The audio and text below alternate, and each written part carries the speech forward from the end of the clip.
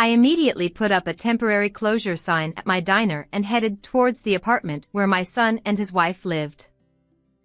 Inside the room, it was pitch dark, and I couldn't see well. It was chilly, and it didn't seem like the heating was on. Calling out the names of my 2 grandchildren, I entered the room. Kathy, Tony. It's Grandma. As I moved further in the dimly lit living room, 2 small figures were moving. When I turned on the lights, there was Kathy, painfully thin, in the freezing room. Beside her, Tony was trembling, eating a banana from Kathy's hand. 4 anxious eyes were staring at me. Kathy, Tony. Unable to resist, I hugged them both. Kathy and Tony clung tightly to me, sobbing loudly. Little hands gripped my body tightly. How scared they must have been. Their mother collapsed and hadn't returned since going to the hospital. They felt like it would burst from fear. Thinking about their feelings, my heart ached. Their father, Mike, wasn't here. When I called to ask where he was, he laughed and replied, "On a trip with the family. Coming back tomorrow." "I see. Safe travels then." With that, I hung up the phone. Later, when he returned home, he would witness an unbelievable scene. I'm Beth. I run a small eatery, and today during lunchtime, it's bustling as usual. This diner, Country Cookhouse, was inherited from my in-laws. Welcome. I'll get your table ready right away. I manage everything alone, which makes it hard to keep up. Regular customers reassure me not to fret. Take your time. We're fine. Their words offer a bit of solace. Some regulars have been coming since my in-laws' time, while others are new, attracted by the proximity of their homes or workplaces. It's heartwarming to see the customers enjoying the food and the lively atmosphere. When I hear delicious, I mentally cheer. Before, my husband and I ran this place together. He always said, "If people are hungry, they won't be happy. So, we cook to make them happy." We enjoyed brainstorming menus, counting the cash in the register, and rearranging the seating. Those were the days, continuing until our son Mike was born and grew up to high school. But around the time Mike was a sophomore, my husband passed away in an accident. It was incredibly tough, and I even considered closing the diner. Mike had university entrance exams ahead, so I couldn't rely on him to help with the diner. I couldn't imagine managing it alone. That's when one of our regulars said, "We're waiting for you," with a gentle smile. Seeing that smile, I felt like I could give it a shot on my own. It'll be okay, I'll manage somehow. I consulted acquaintances and my still living in-laws, and downsized to a scale I could handle alone. After 3 months since my husband's passing, Country Cookhouse embarked on a fresh start. Mike also successfully passed his university entrance exams and decided to attend his first choice school. It's far from home, so I want to live on my own. Sure, that's fine. Let's go check out some places soon. I always tried to accommodate Mike's requests as much as possible. This was because both my husband and I were always tied up with the diner since Mike was young, and we rarely had time for him. The diner was thriving, and we couldn't neglect it either. Even after closing time, my husband would stay back at the diner for preparations. I would return from the diner, cook dinner, and wait for my husband while taking care of Mike. "Is Dad still working today?" I remember him asking that every night when he was still small. His lonely expression is still vivid in my mind. I wished we could have sat together as a family of 3 around the dinner table more often, but it happened only once or twice. I felt guilty for making Mike feel lonely all this time. I want you to learn what you want and pursue what you want to do with all your heart. I told him before his university entrance exams and the day before he moved. Mike just nodded slightly, looking somewhat downcast. He didn't say anything more. Even after he started living on his own, I managed the small diner by myself. We didn't need to rely on scholarships or loans for university tuition, as we had enough savings. The 4 years Mike spent as a university student passed by in a flash. Throughout that time, I continued running the diner alone. When Mike graduated from university and started working as a full-fledged employee, I pictured him in a suit and tie heading off to work. Seeing that image, I couldn't help but smile to myself, thinking about how much he had grown from that small boy he once was. Furthermore, he already had a girlfriend, who he was already dating with marriage in mind. When Mike introduced her to me, I was so surprised that my eyes nearly popped out. Mike's girlfriend, Rachel, was stunningly beautiful, almost like a magazine model. Nice to meet you. I'm Rachel. I've been dating Mike. Her incredibly beautiful voice and polite manner overwhelmed me. I couldn't help but wonder if she was the daughter of a wealthy family. Not at all. We're just an ordinary family. Even her gentle laughter was elegant. I wondered what charm Mike had to attract such a wonderful girl. It seemed like they were already living together. Or rather, Mike had moved into Rachel's place. What can I do? My room is next to a noisy neighbor's. Come on, Mike. It's okay. I originally rented a slightly larger room, so it's just right. Rachel's bright words were like a lifeline. Her polite language, elegant gestures, and that radiant smile, I couldn't help but take a liking to her. I know my son can be like this, but please take care of him, I said, unable to resist. And so, the two of them happily got married, and 3 years later, they had 2 children. The firstborn was a girl named Kathy, and the second was a boy named Tony. I've become a grandmother, I mused as I spoke softly to my husband's photo. On anniversaries and special occasions, I always made sure to buy slightly fancier sweets than usual. It was the same on the days my 2 grandchildren were born. Even after the children were born, Rachel would find time to visit the diner. Hello, mother-in-law. Oh, welcome. Rachel, what about your work? Since the children were born, I switched to a job I can do from home. Well, it's an age where such things are possible. I marveled, looking back and forth between young Kathy and Tony.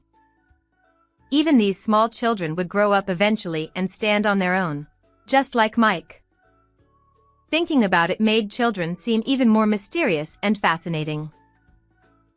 As my wrinkles increased, Kathy had grown into an elementary school student without me even noticing. Kathy, how old are you now? I asked one day when she came to the diner. I'm 6 now, and I'll be 7 on my next birthday. She replied with such a mature answer that it was hard to believe she was still in elementary school. She must take after her mother, Rachel said, mentioning how helpful Kathy was with her younger brother. They don't even fight, they get along so well. Rachel proudly boasted, beaming as she spoke. Everything seemed to be going smoothly, as if everything was leading to a bright future, but it wasn't the case. I had one worry, Mike. He had a personality that couldn't stick to a job for long. He quit the company he joined right after graduating from college in less than 6 months. There's too much to do. It's not worth the pay. Then he found another job. But he left this one too within 3 months. I can't do what I want, and it's impossible without remote work these days. If you keep changing jobs like this all the time, you won't achieve anything. It's not my fault. It's because of the bad economy. He'd always find some excuse to quit whenever something didn't suit him. Seeing him like this, I just shrugged my shoulders. If you're not working, then you must be taking care of Kathy and Tony, I assumed. Huh? No, I'm not. Rachel takes care of them, so I'm not involved. He replied. It was Rachel who supported the household in place of Mike. Even when talking to me, Mike was glued to his smartphone screen. I wondered what he was so eagerly looking at. Hey, Mom, take a look. I have a hobby of exploring restaurants, so I upload them on social media. When he showed me his screen, there were rows of photos of various restaurants, delicious-looking pizzas, pastas, fried chicken, and large steaks. Mike talked about his number of followers and likes, but it all went over my head. Why don't you work properly instead of fooling around like this? I asked. It's not playing around, it's serious. I'm aiming to become an influencer. What's that? Never mind. Mom, follow me and like my posts. I don't understand that. Give me your phone. I'll install this app and do this and that.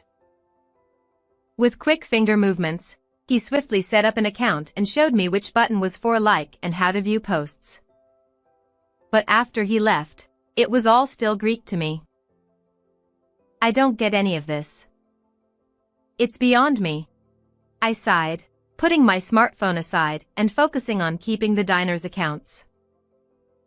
Sometimes during video calls with Rachel, I found out she was also asked to check Mike's social media posts. But there were more important things to focus on nearby. I preferred video calls with Kathy and Tony over social media.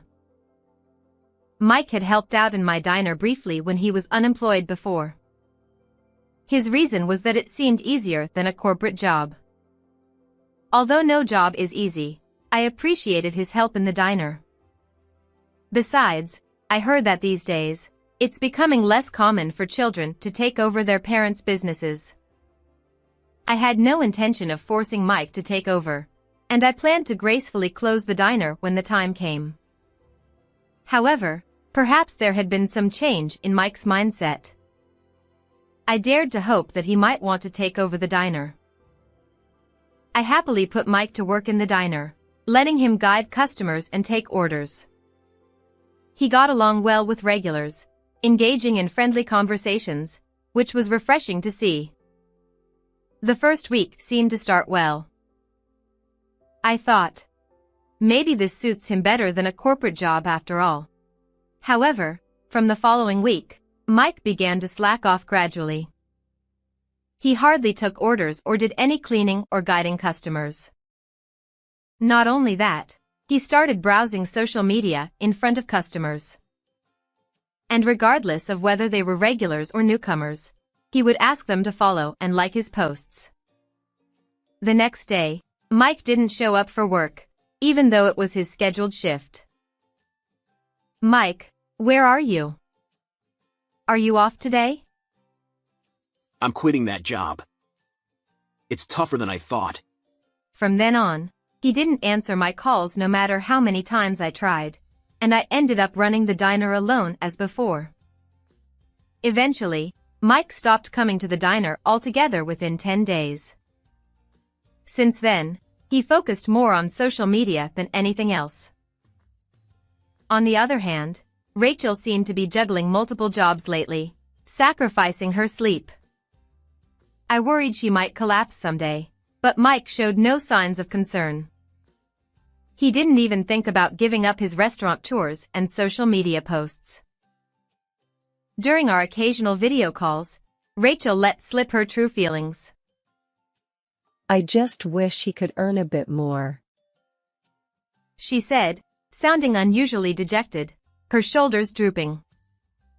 Her lovely smile had vanished, and her usually clear voice sounded somewhat hoarse.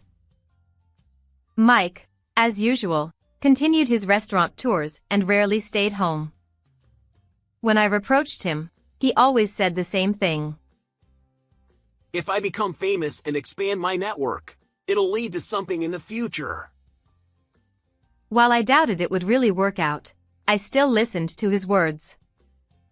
But deep down, I also felt a desire to support Mike if he could make a living doing what he wanted. Somewhere in my heart, I harbored the naive thought of letting Mike pursue his dreams. Rachel, too, seemed to believe in Mike's endeavors and refrained from criticizing him too harshly. Indeed, thanks to his initiative, his number of followers and likes had increased slightly. However, I would soon realize that it was a mistake. One day, I was in the diner as usual. The weather forecast had predicted it might snow at night, and it was as cold as midwinter outside, with overcast skies. Since there were no customers in the afternoon, I used the time for evening preparations and cleaning. As I diligently wiped tables, my phone rang in my pocket. It was Rachel. Thinking it was our usual video call, I answered. But the voice on the other end was very weak. Mother-in-law, I'm sorry to bother you, but there's something I need to tell you. To my shock, she had collapsed from overwork a few days ago and had to be hospitalized. Hospitalized? How are you feeling now? Is your body okay? I'm okay, barely. Don't be such a stranger. Why didn't you tell me sooner? I'm sorry. I tried to, but Mike said it wasn't necessary. Mike? He said he'd take care of the kids himself. But I'm worried about them. I see. Is Mike at home? Would the fickle Mike really take care of the kids? But if his wife was hospitalized, even Mike would have to look after the children. He said he'd watch them. Although I want to believe. I sensed a hesitation in her voice, giving me a bad feeling. He's been posting photos on social media. I don't think he's taking care of the kids. Rachel was following Mike's social media as well. She decided to check the app herself. As Rachel had said, even on the day she was hospitalized and the next, he was casually posting pictures of pizzas. Listening to Rachel's story, I was dumbfounded. And that restaurant is out of state. I couldn't stay like this. I couldn't imagine children under 10 cooking for themselves with their parents not around. I understand. I'll head over to your house right away. Can I come too? No, Rachel, you need to rest properly. I ended the call a bit sternly. Otherwise, she might really try to come along. Since she was under a doctor's orders not to move, she shouldn't push herself. I immediately put up a sign indicating the diner was temporarily closed and headed to the apartment where my son and his family lived. It's about a 30-minute drive away. I'm glad I had the spare key for emergencies. I hurriedly unlocked the door and stepped inside. Kathy! Tony! Where are you? The room was pitch black, making it hard to see. As I took a step forward, I bumped into something like a plastic bottle. In the silence, I took another step forward. It was chilly in the room, and it didn't seem like the heating was on. Kathy! Tony! It's Grandma! As I moved further in the unlit living room, 2 small figures moved. When I turned on the light, there, in the freezing room, was Kathy, painfully thin. Beside her, Tony trembled as he ate a banana from Kathy's hand. 4 anxious eyes stared at me. Kathy, Tony. Unable to resist, I embraced them both. Grandma. Kathy and Tony clung tightly to me, sobbing uncontrollably. Their small hands gripped my body tightly. How frightened they must have been. Their mother collapsed and didn't come back after going to the hospital. They must have been terrified. Thinking about their feelings, my heart ached. I'm sorry I didn't realize sooner. Everything's okay now. I turned on the heating and pulled out their jackets until the room warmed up.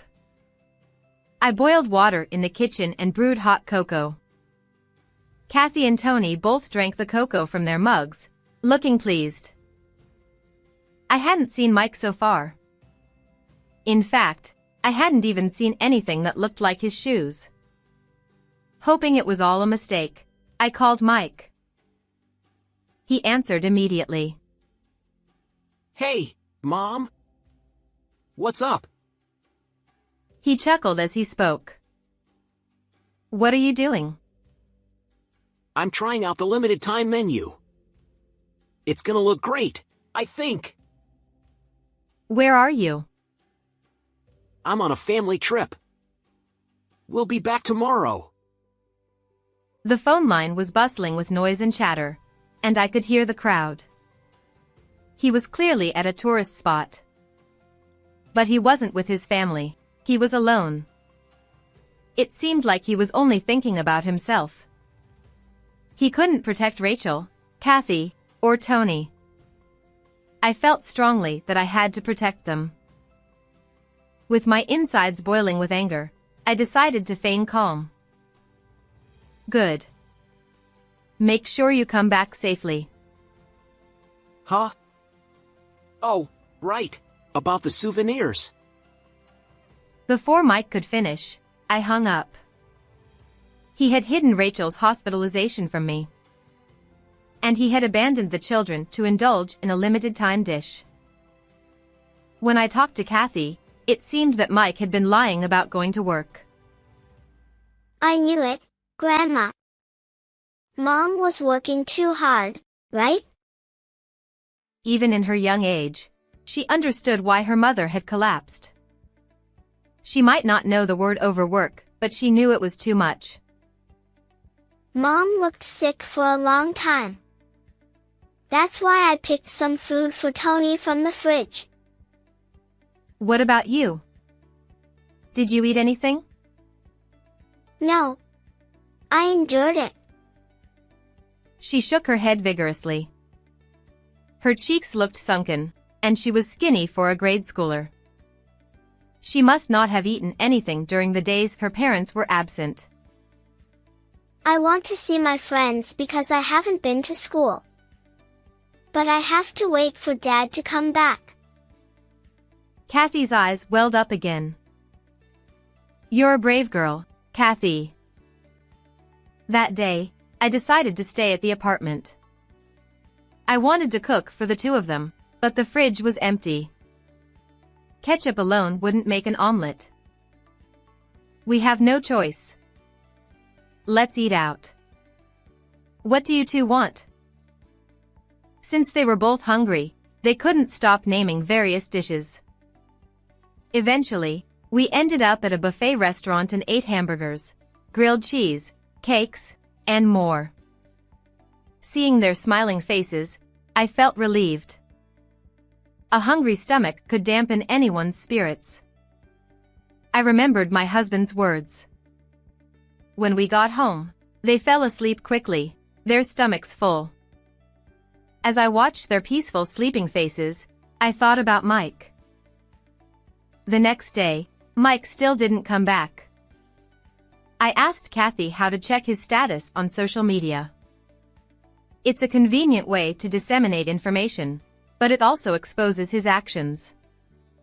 Today, It said he was eating hamburgers at another restaurant. That son. Just wait and see. I once took the children to the hospital where Rachel was hospitalized. It seemed she was just about to be discharged. At the entrance, Rachel, Kathy, and Tony were delighted to reunite. But why are you here? I can't forgive what my son is doing. Come to my place. But we don't want to cause you trouble. The one causing trouble is us. I'm sorry for what my son did. Then, I whispered a plan. Rachel was surprised for a moment but then decided to act. In the end, Mike returned a week after saying he would come back. However, his returning home was like returning to an empty shell. Huh. What's this? Even this he posted on social media, treating it as material for jokes, which left me dumbfounded. Just minutes after posting, he showed up at my diner. Hey, listen to this. Mom! Rachel and the kids! He started talking as if he couldn't believe it himself. When I got home, there was no one, and nothing. So? It was lunchtime, and many regular customers were in the diner. He enthusiastically began narrating to garner their sympathy. I'm doing my best for my family. But my wife and kids left home even though I'm working hard on social media. Well, that's tough. I listened with a weary heart, but the regulars felt differently. The sound of chairs scraping against the floor filled the air. Gradually, quietly, they closed in on Mike. Isn't this awful? Everyone! One of the regulars spoke up to Mike, perhaps not understanding his situation. You're the one who goes by Mick on social media, right? Yeah. A fan? Thanks for checking my... No kidding. You forcibly made us follow you a while back. Huh? Other customers nodded in agreement. After I was tired of too many annoying notifications, I found you've been messing around with free toppings, dismissing the food as bad after just one bite. No, that was just a joke. And apparently, you didn't even take care of your wife and kids properly, just playing around. Well, I was doing that to become an influencer and earn money. What influencer? That regular customer scolded Mike with a red face. Others joined in, condemning him one after another, and the diner echoed with their angry voices. Before Mike arrived, I explained the situation to the regular customers. Rachel canceled the apartment lease as soon as she was discharged from the hospital. Now, she's living with Kathy and Tony in my house because Mike wasn't providing for the family and was going on restaurant tours alone. Moreover, he was solely focused on increasing his followers and likes on social media. When I revealed everything, the regulars, who had been monitoring Mike's actions on social media, were furious. One of them said, I'll give him a piece of my mind. And called others, and they all gathered. Mike, oblivious to all this, continued posting on social media. Stop it! I'm not at fault. Help me! With tears in his eyes, Mike was pushed out of the diner by the regulars. Don't ever show your face here again. He was severely scolded by the regulars and ran away screaming. Since then, he disappeared. Several weeks passed. With the arrival of spring, I began hearing about measures for hay fever in the weather forecast. I've been feeling a bit itchy in the nose lately, perhaps it's because of that. Rachel complained about her runny nose due to hay fever. I noticed some of the regulars started wearing masks too. I wondered about Mike, but as far as I knew, he didn't suffer from hay fever. his whereabouts remained unknown. He had been urging his friends to follow him, all in his desire to become famous. However, it backfired. Since that day, his social media accounts, known to his followers, had blown up. Naturally, his identity was exposed to those around him, and there was no chance he'd return to this town. The consequences of mistreating food had caught up with him. While living with Rachel and grandchildren, I continue to manage the diner as usual. We recently created a website for the diner, allowing customers to make reservations via smartphones. Rachel, being a web designer, found it easy to handle.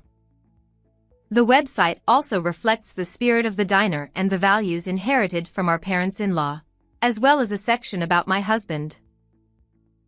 I've never met my father-in-law, but I guess I could hear. It's a lovely website. Thank you, Rachel. Her contributions don't end there. We've systematized inventory management and sales accounting, making daily bookkeeping much easier. What used to be done manually is now calculated automatically when inputted into the computer. It's quite convenient. Even I, who wasn't used to smartphones, quickly adapted. With the ability to handle reservations over the phone, our customer base has expanded. Kathy starts dropping by the diner after school and handles phone calls confidently. Hello, this is Country Cook House. Yes, are you making a reservation? Even though she's a bit hesitant, she refuses to let me take over, shaking her head confidently. Our recommendation is the fried chicken. It's seasoned with garlic powder and crispy when freshly fried. Watching her respond while looking at her notes captivates the regulars. They're all smitten by her cuteness. I wonder if she'll take over the diner someday. But for now, I'm running the diner as usual, thinking about it. How did you like this story? Please subscribe to the channel. See you in the next video.